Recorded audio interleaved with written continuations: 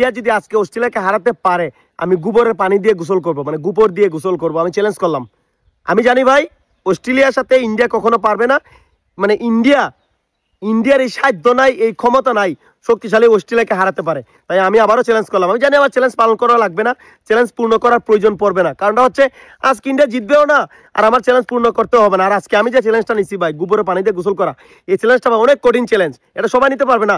মটকা বিজয়, তুই চ্যালেঞ্জ নিতে পারবি না। আমি যে চ্যালেঞ্জ নেই, তুই একটা চ্যালেঞ্জ নিয়ে দেখা, তুই পারবি না ভাই, আমি জানি তুই পারবি না। কারণ মটকা বিজয়ের এই ধরনের ক্ষমতা নাই। যা ইমন তালুকদার অবশেষে দাদা যে চ্যালেঞ্জ নেয়, মতা বিজয়, তুই বসে বসে রুস্ট করবি আর পিছনেই কথা বলবি, সামনে এসে কখনো চ্যালেঞ্জ নিতে পারবি না। তো আমি চ্যালেঞ্জ করলাম, আজ যদি ইন্ডিয়া যদি অস্ট্রেলিয়াকে হারাইতে পারে তাহলে আমি গোবরে পানি দিয়ে গোসল করবো, 2 বালতি গোবর। এ পাগল বলদ, এবার আমার কথা শোন। মটকা বিজয় অনেক বড় ক্রিয়েটার, ওর কাছে যাওয়ার ক্ষমতা তোর নেই, বুঝলি তো? আমার কথা শোন, তোর মতন গরু বললে গরুরেও অপমান করা হবে। তোর মতন এইগুলো ওর নিচে দিয়ে যায় আর আসে ইন্ডিয়ার, বুঝলি তো?